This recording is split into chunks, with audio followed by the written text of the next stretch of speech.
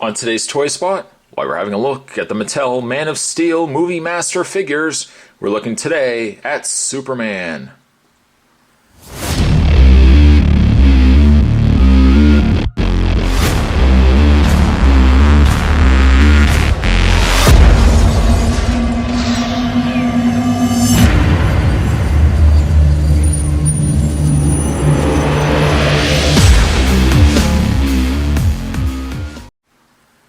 Finally, these have shown up in local retail. Spot thought for the longest time he was never going to see these. These have just recently popped up, at least here in Canada, and I've picked this up actually at Toys R Us. Toys R Us. The package itself is actually really neat. I really like it. The back card features the Superman crest, and actually it's the Superman torso and the chest with the cape's drooping around the front. I kind of like that. I think that's neat. And then you may or may not see it, but the raised end of the packaging is actually just a continuation from the Superman S. So really, really some good, solid detail on the actual package.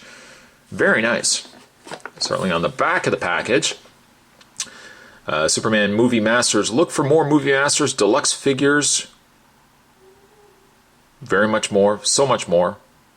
Some other languages are included, so it looks like they've just used this packaging for all the countries' release of these figures, which is not a bad thing.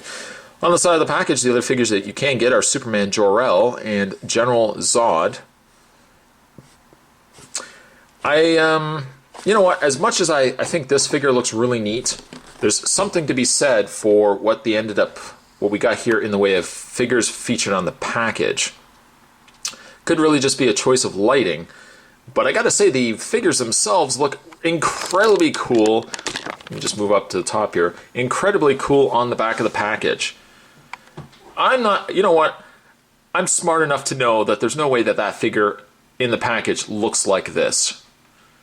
That probably is either a prototype or a played up, glamorized version of the figures. Still, kind of wish that they actually looked like this. I mean, still, this figure looks really, really cool. Certainly can't wait to get them opened up. I am going to take a break. I'm going to get this opened out of package. When we come back, we're going to get a better look at the Movie Masters Superman. Don't go anywhere. Stay tuned. With the Man of Steel Movie Master figures, you'll get yourself a display base.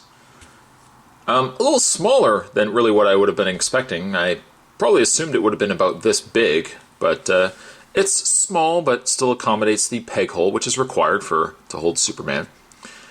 I'm really digging the new Superman S. The one thing I really like about the Superman S is because it's alien, because the very notion that the S really isn't an S, and it was so much a symbol of the family line. I like that the S is a little more alien and a little more organic in design. That is a really neat design of the S, because by interpretation you could look at that and say, well, you know it's an S, but you could also look at it and easily assume that it's just simply an alien logo. So I like that quite a bit. The logo itself is comprised of an actual textured effect, so it's not just a straight out matte surface with the S on it. It's actually got a texture to it as well. Once again, the single peg hole on the back. On the back, there's some Superman Jargo. There's a Superman S going on there as well. So I like the S. I like the S. Moving that out of the way, though, let's have a look at Superman himself. All things considered, I really like the figure. There are a few flaws, and not too many, but there are some flaws that I will get into in a second. But for the most part, I'm really happy with the figure. Let's first have a look at his face. Let's zoom in and have a look at Superman's face. I think Mattel did a really solid job on the face itself. I think it's done really well. I also like the choice of paint.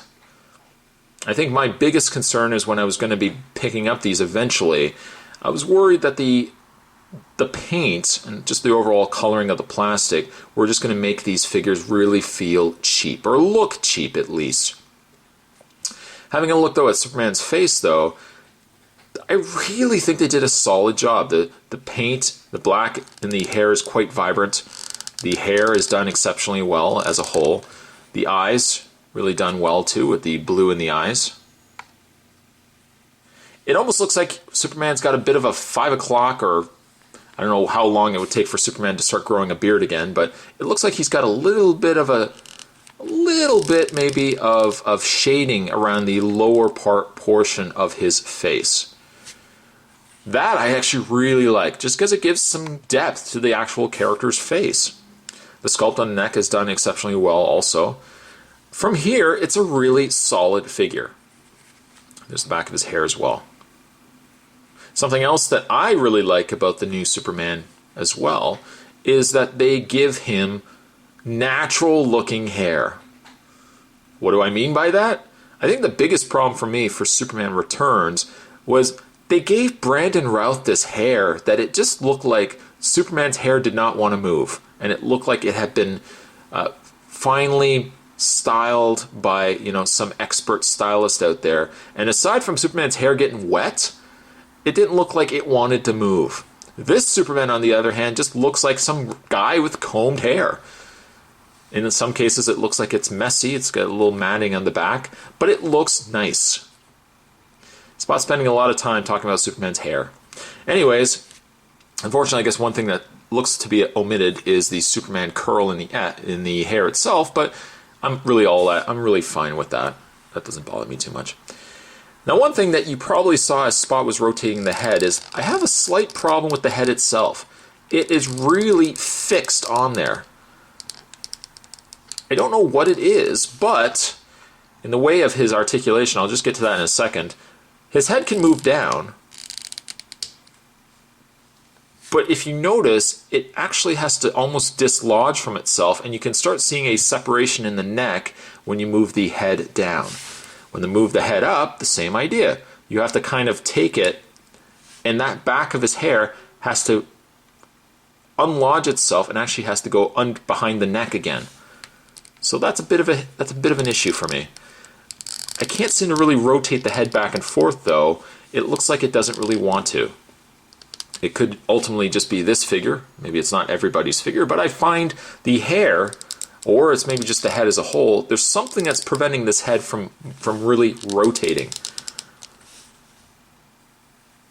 One of the things that a couple of people have commented on is the size of Superman's head. I kind of have to agree. I kind of feel as if the Superman head might be a little too big for his body. Slightly. Even if it was just a hair size smaller, it probably could have worked. But I find it's almost as if the head looks a little too big for his body. Small gripe. Very, very small gripe. Having a look, though, at the body itself, the body is nice. You got all this really... The one thing I can use to best describe the body on the Superman figure is depth. There's a lot of depth on the figure. One of the problems with when you do a movie transition, when you translate a character in a movie to a figure, generally they go very basic in coloring. Now, Batman, you could say, well, Batman really wasn't the case because, well, truth be told, Batman's got black for a lot of his costume. But even when you were looking at the Green Lantern figures, they were really scaled back on detail. And that was something I was initially concerned with when it came to Superman, that he was going to be scaled back on coloring of his suit. That maybe we would just get a solid color and there really wouldn't be all that much going on to it. Maybe it would be much brighter than that in the movie. But I gotta say, the costume really lives up. The crest, the Superman S, is in a nice dark gold and a nice darker red, something that you almost would not have expected, being that this is a child's figure. Of course, then again, this is geared more towards collectors, so while maybe the more basic design figures might be a little brighter in design, I like that the movie Masters version of the Superman costumes look to stay pretty loyal to the actual source material. And I gotta say, the costume as a whole is really growing on me too. It might have bothered me initially that he didn't have the underoos. Same feelings that I had with the New 52 Superman, the fact that he didn't have those underoos. But you know what? It's really growing on me. I also like the additional detailing that they put on the sleeves. That same coloring carries over into these sides, almost forming that of a belt, even though it's more or less just detailing to the suit. There's the back of the suit as well. I really like that. It stays true to the comics, but yet gives it a very rooted alien feel to it, and I like that quite a bit. Now, even though he doesn't have the Superman belt and the underoos are now missing, I still think a lot of it is very loyal to the Superman mythos. You've still got these Superman boots in a nice dark red, even showing still has the M-shaped boots, which I like as a nice detail too. That gray lining goes all the way down the leg also. Right, reaches around. As for the cape I like. I feel as if, though, I like the cape from the back. The back of the cape looks nice, but it has the same problem that the Batman from the New 52 from the DC Universe line. If you remember the review that I did of him, he had this same curved in part of the cape that ended up kind of becoming a nuisance to the legs. Because the cape kind of goes in and contours around the legs, you kind of have to move the legs out away from the cape to actually get it to move, or just move the cape further back. I don't know if I like the cape necessarily this wide, where it bows out. Had it only gone maybe a little straighter down on one side and kind of curved out, I might have maybe liked it a little bit better. But you know what, as a whole, the cape is done exceptionally well. In the way of his articulation, Superman, as Spotted already indicated, he should have the rotation in the head, and maybe I just have to kind of manipulate it enough to get that head to move. But it doesn't look like it really wants to. It moves up and down, but then again, to move it back and forth, I find like the neck or the way the hair is, something is obstructing this head from moving properly. The shoulders are on a pin and socket, so they move out. They move back, they move forward and back. Rotation of the bicep, bend at the elbow, rotation of the hand. He has no upper torso bend, none whatsoever, and I can understand that they probably didn't want to put it in there to disrupt any of the sculpt that was put in the upper torso. That is fine, because really, even if the figure does have an upper torso crunch, a lot of times I don't use it. It's one thing that I mentioned in a review, but I really ultimately never use when I'm posing the figure. You could probably have it arched a little further back, but really, what's the point? He does have, however, a swivel in the waist. Legs go forward, back, out, rotation thigh, bend at the knee, bend at the foot. So you can get some really neat poses out of him. Even if perhaps the cape slightly is a hindrance, I think the biggest hindrance, however, is probably the head. Something's going on with that head, and I'm not sure why it's doing that. But as a whole, I'm really happy with the figure. At the time that I'm shooting this review, I only ultimately picked up Superman.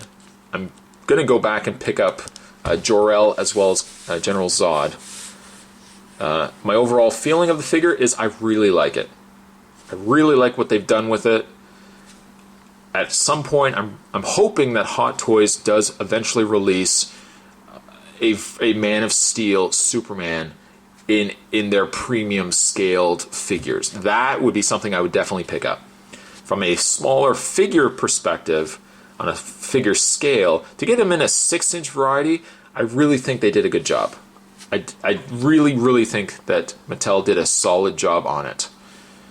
I'm going to give the Man of Steel Superman, I'm going to give him an 8.5. I think the only thing I could probably critique more so is something feels off on the head, but that may or may not be just this figure. As a whole, kudos to Mattel for producing this, and if you're a fan of Man of Steel like myself, I think this is a figure you really should pick up. Even if you don't pick up the other two, at least do yourself a favor, pick up Superman. Today's Toy Spot, we were having a look at the Mattel Man of Steel Movie Masters, looking at the Man of Steel himself, Superman. Thanks for watching, guys. See you next time.